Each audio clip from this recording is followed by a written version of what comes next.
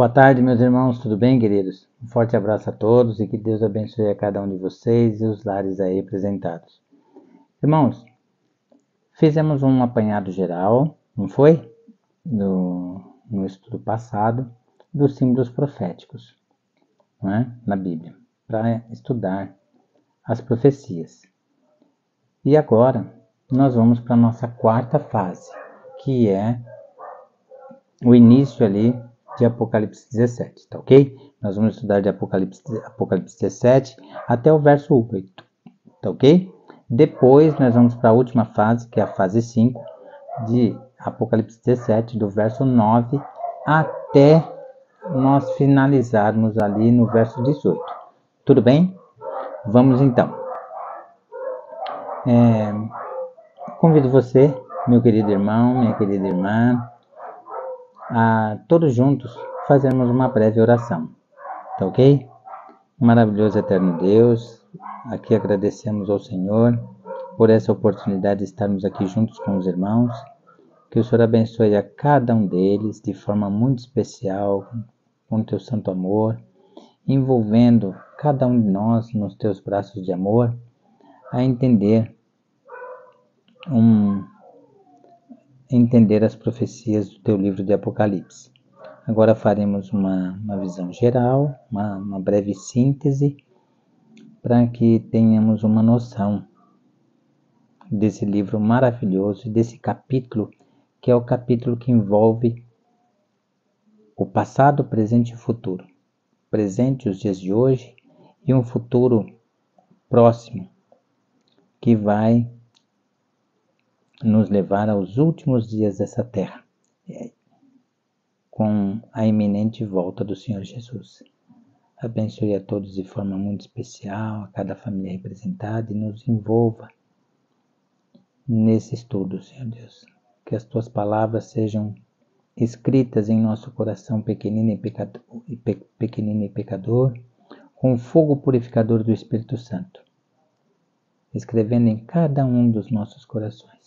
Obrigado por tudo, com perdão dos nossos pecados, a tudo te agradecemos no doce e santo nome do Senhor Jesus. Amém. Então vamos lá, irmãos. A descrição da grande meretriz. Vamos lá. Apocalipse 17, no verso 1, diz assim: Veio um dos 7 anjos que tem as 7 taças e falou comigo. Ou seja, um dos 7 anjos de Apocalipse 15 e Apocalipse 16, que derrama os flagelos, as 7 grandes pragas na terra. Falou com quem? Falou com o apóstolo João, não é? Dizendo: Vem, mostrar-te-ei o julgamento da grande meretriz, que se acha sentada sobre muitas águas. Ou seja, ela está sentada, localizada sobre muitas águas. Muitas águas nós vimos no apanhado anterior que fizemos, que muitas águas são o quê? Localização, uma região de alta densidade demográfica, com muitos povos, nações, línguas, não é? Tribos. Ou seja, essa localização é a Europa, onde sobe, lembra lá em Apocalipse 13, onde vem emergir a besta do mar, Roma papal. Tá ok? Aí ela se acha localizada na Europa, ou seja, em Roma, não é? O Vaticano, o Estado do Vaticano. No verso 2, olha só o que diz aqui: Com quem se prostituíram os reis da terra, e com o vinho da sua devassidão. O que é esse vinho da sua devassidão? É a palavra de Deus adulterada da verdade. Há uma grande mistura de verdade e enganos, mentiras, tá certo? Doutrinas que não são enraizadas e oriundas da palavra de Deus. Foi que embebedaram os que habitam na terra. Bom, vamos entender uma coisinha. Para que venha embebedar esses que habitam na terra, povos, nações, multidões, reinos, reis e assim por diante, era necessário acontecer 2 eventos precisamente, iniciais. Um foi a criação da ONU, tá certo? Representantes de 50 países se reuniram em São Francisco entre 25 de abril e 26 de junho de 1945, logo após a Segunda Grande Guerra Mundial, para assinar a Carta das Nações Unidas, que foi aprovada por unanimidade, de forma unanimidade, e entrou em vigor em 24 de outubro de 1945, após ser ratificada pelos 5 membros permanentes originais do Conselho de Segurança das Nações Unidas, a saber, a República da China, a França, a União das Repúblicas Socialistas Soviéticas, o Reino Unido e os Estados Unidos. Nota o seguinte, que na primeira tentativa de abertura da ONU, ela foi frustrada. Por quê? Porque não estava ali os Estados Unidos. Tá certo? Então, a ONU, dentro dos seus diversos interesses ali, é uma articulação política em que os Estados Unidos e o G7 estão envolvidos. Haja vista que a articulação política, especialmente dos Estados Unidos, juntamente com o G7, foi tamanha que garantiu uma aprovação maciça, uma aprovação histórica e maciça da encíclica papal na ONU. Tá certo? E um outro evento. Lembra lá em Daniel 7?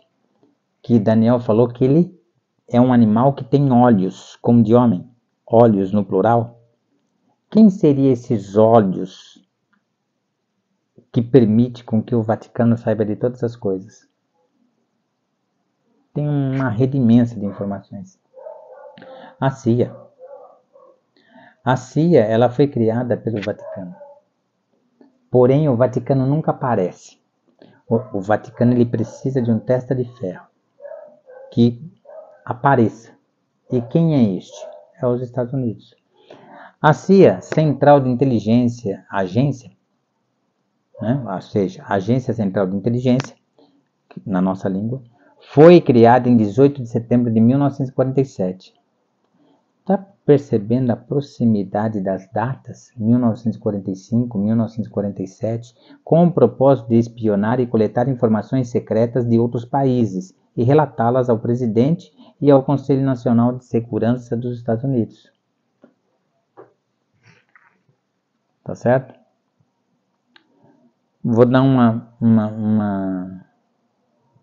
Vamos relembrar um noticiário passado.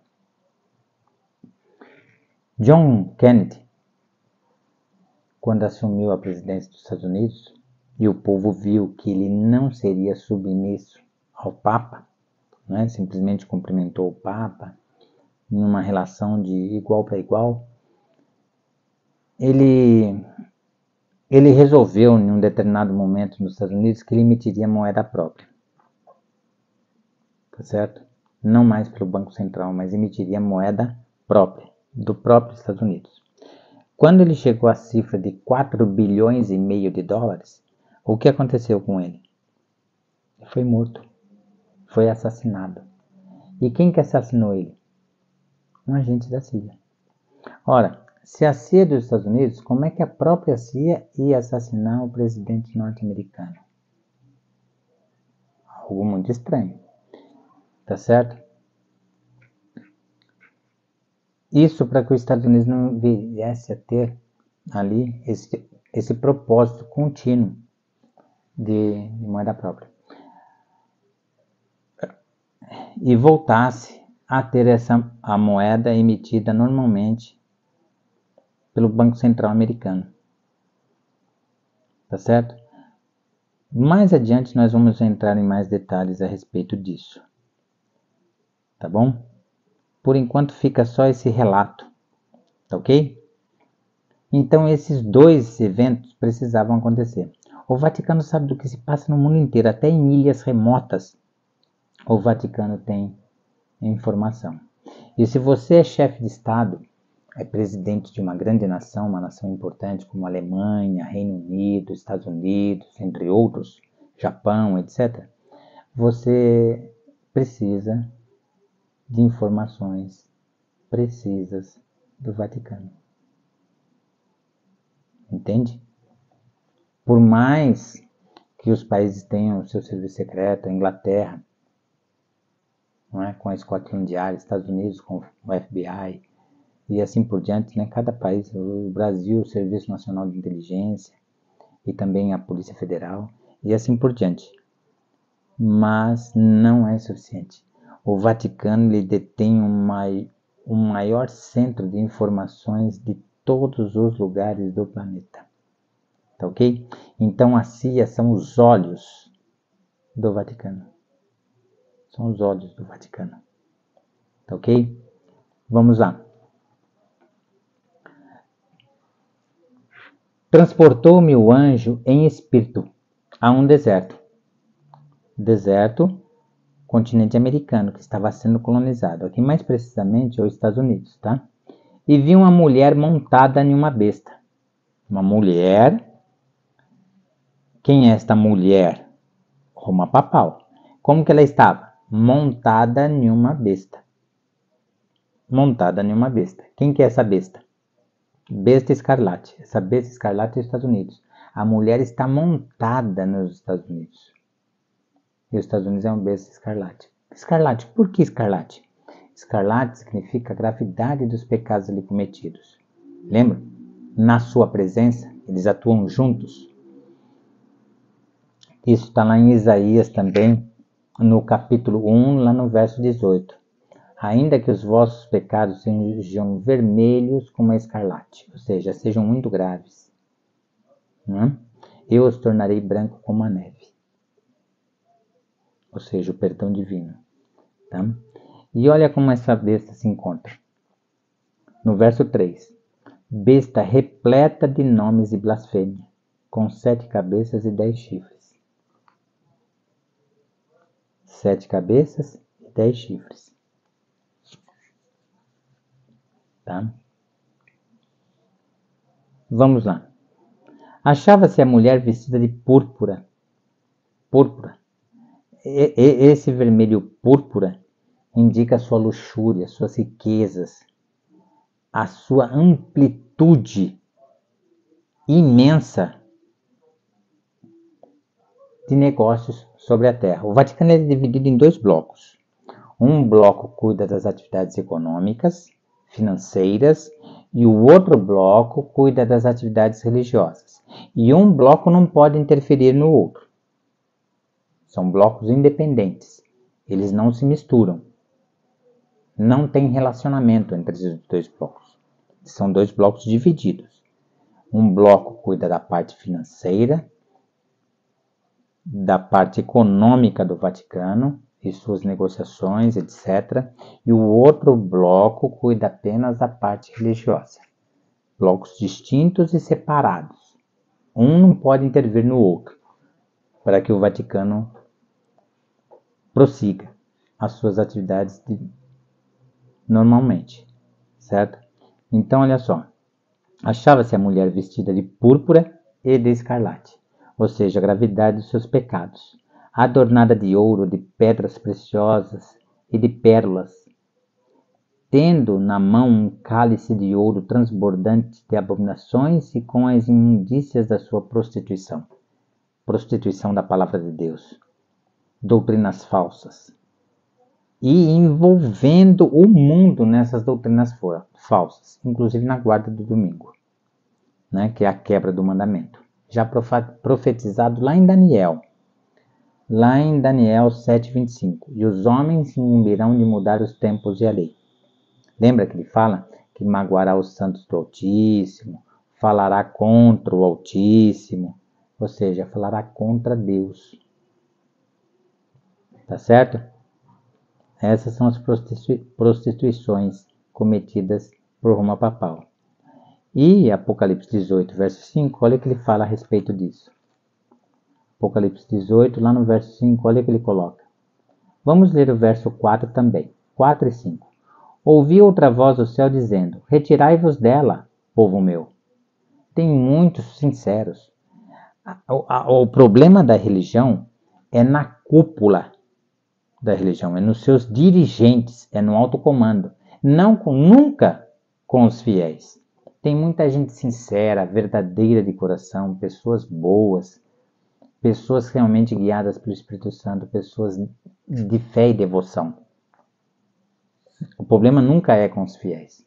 Olha só, o conselho de Deus é para que essas pessoas se retirem dela. Essas pessoas sinceras, verdadeiras de coração, se retirem dela. Ouvi outra voz do céu dizendo: retirai-vos dela, povo meu, para não serdes cúmplices de seus pecados e para não participardes dos seus flagelos. Que é o Apocalipse 15 e 16.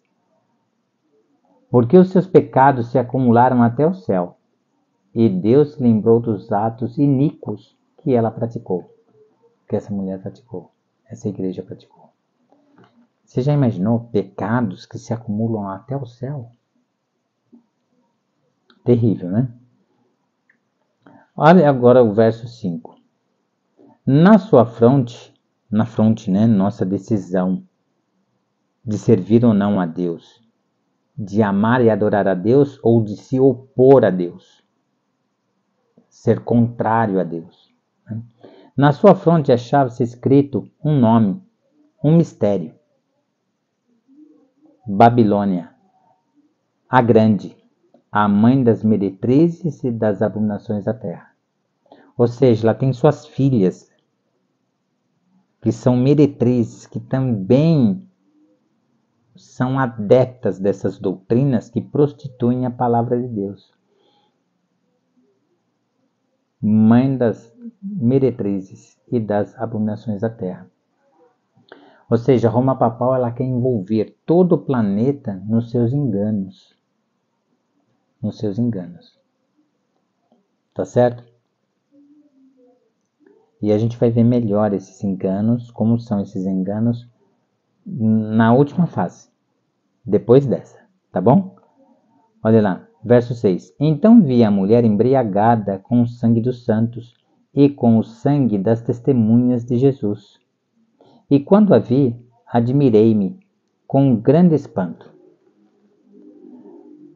Eu vou ler um relato aqui para vocês do Comentário Bíblico Adventista Série Logos. É uma coleção fantástica, quem puder adquirir, consiga ela. Tem muita coisa aqui a ser estudada. Olha só. Esses crimes praticados por Babilônia, mística, né, Roma Papal, podem ser relatados da seguinte forma. Sedução. Ela seduz os reis da terra a uma união ilícita com ela, a fim de promover os próprios desígnios sinistros dela. Tá? Entre eles o decreto dominical. Olha só. Opressão. Ela se assenta sobre muitas águas, sobre muitos povos, nações, multidões. Europa. Oprimindo os povos da terra com seus propósitos. Tá certo? Contribuição à delinquência humana. Ela embebeda todos os que habitam sobre a terra, à exceção dos santos, à exceção do povo de Deus. Tá? Com o vinho de sua política pública, levando-os a se tornar cúmplices de sua trama perversa. Com a sua prostituição, ela corrompe a terra. Né? Seus laços econômicos, sociais, políticos, econômicos e financeiros, ela vai, tá? Devido ao seu poder, à sua grande força, ela vai envolvendo várias nações, todos os povos. Embriaguez. Ela está embriagada com o sangue dos santos. Matou muitos cristãos, inclusive na Inquisição, e de forma perversa, com grande atrocidade, inventando, criando maldades que até então no mundo não existiam. Tá? Ela cria, desenvolve e aperfeiçoa. Tá? Ela está embriagada com o sangue dos santos, a sua embriaguez, né? Os quais a ofenderam ao se recusar a beber da sua porção maligna de erro e enganos, e de se submeter à sua ambição de governar a terra. Isso está no volume 7, na página 945, tá? Homicídio e tentativa de homicídio. Ela trama o assassinato da noiva de Cristo, ou seja, da igreja, que está lá em Apocalipse 12, tá bom? Apocalipse 12, Apocalipse 17, no verso 6 e o 14, e Apocalipse 18, verso 24. Ela tenta assassinar a igreja de Deus, a igreja que quer viver a verdade, que quer viver em paz, que quer viver a palavra de Deus no seu coração, na sua vida. Tá certo? Olha só. Verso 7. O anjo, porém, me disse: por que te admiraste? Dir-te-ei o mistério da mulher, ou seja, de Roma papal, e da besta, que tem as 7 cabeças e os 10 chifres, e que leva a mulher. Ou seja, essa besta, os Estados Unidos, ela leva, ela conduz a mulher. A mulher conduz os Estados Unidos para onde ela quiser. Roma papal. Lembra que eu falei para você que o movimento republicano, que é o primeiro chifre, ele vai perdendo cada vez mais a sua liberdade, até ser completamente guiado por Roma papal? Então, o primeiro chifre é Roma papal guiando, conduzindo os Estados Unidos. E o segundo chifre é os Estados Unidos, o movimento protestante apostatado da fé. Tá certo? Agora eu queria que você prestasse atenção. Para você estudar Apocalipse 17, a primeira coisa é você identificar os versos bíblicos, falando do passado, do presente e do futuro. A primeira coisa que você tem que identificar é isso, tá? Por exemplo, esse verso 7 que a gente leu fala do passado, presente e futuro. Agora o verso 8. Olha só. A besta que viste era e não é. Está para emergir do abismo e caminha para a destruição. Espera um pouquinho. A besta que viste era suprema. Chegou no seu ápice, não é? E desenvolveu a supremacia papal. 1260 anos de perseguição e matança dos cristãos. Cerca de pouco mais de 150 milhões de pessoas foram mortas inocentemente, sem ter crime nenhum. Simplesmente por querer seguir a palavra de Deus e viver para Deus. Tá? Era a suprema e não é. Não é porque chegou o seu fim, entre aspas, chegou o seu fim, ela não podia mais propagar-se, pronunciar ao mundo, mas continuou sendo um poder dentro de si mesma. Foi aprisionado então o Papa Pio VI, tá ok? E ela fica um período aí de tempo considerável em silêncio. Porém, ela volta com muita força em 1929. Ou seja, era e não é. Está para emergir do abismo. Emergir do abismo por quê? Porque o mundo estava em uma grande recessão. Né? Quebra da Bolsa de 1929, Bretton Woods e todos aqueles acontecimentos históricos. Nós vamos falar com mais detalhes posteriormente. Tá? Está para emergir do abismo e caminha para a destruição. Realmente, ela procura envolver toda a terra em suas trevas, enganos, imundícias, pecados, transgressões, envolver todo mundo. Só não consegue envolver quem? Quem conhece a palavra de Deus. E aqueles que habitam sobre a terra, cujos nomes não foram escritos no livro da vida, desde a fundação do mundo, se admirarão, vendo a besta que era e não é. Era suprema e agora não é. Mas aparecerá. Ou seja, ela vai voltar. E a partir de 1929 ela volta com força total. Ela volta como Estado político, moeda própria, tá? E liderança religiosa. Tá ok? Meu irmão, minha irmã, eu espero que você... Esse é um prisma inicial. Lógico que tem muito mais coisa envolvida aqui. É um assunto muito longo, tá ok? Mas se você vai estudar essas profecias, identifique os versos se falam no passado, presente e futuro, para que você possa fazer uma análise mais precisa. E o mais importante disso é aquilo que nós conversamos juntos, né? Como que eu quero ser discípulo de Cristo? Ou um pastor exercer o ministério dado por Cristo a ele, que o ministério é de Cristo, ele é concedido a nós. Como exercer um ministério de pastorado sem fazer oração e jejum? O discípulo, ele faz o quê? O discípulo, ele imita o mestre amado, o Senhor Jesus. Não é? A Bíblia não pede para nós imitarmos o Senhor Jesus? Lógico que nós estamos muito longe disso, é natural, tá certo? Mas nós precisamos procurar e praticar os caminhos que o Senhor Jesus deixou para nós. Assim como a oração é a respiração das nossas almas, o jejum é a rocha inabalável da nossa fé. Ou seja, o jejum é a rocha. É Cristo vivendo em nós, no nosso íntimo, por meio do Espírito Santo. Olha que maravilha. Isso, eu fiquei mais de 2 anos e 3 meses orando todo o santo dia para saber o que era jejum. Uma noção mais profunda sobre jejum. E nunca me veio a resposta. Depois, uma igreja pediu uma pregação sobre jejum e tudo, e eu orando a Deus e tudo, e fazendo essa mensagem nesses cadernos que eu tenho, né? Escrevendo a mensagem, me saiu esse significado a respeito do jejum. Maravilhoso, não é? Então nós temos que exercer, procurar, praticar tudo aquilo que é maravilhoso que o Senhor Jesus deixou para nós.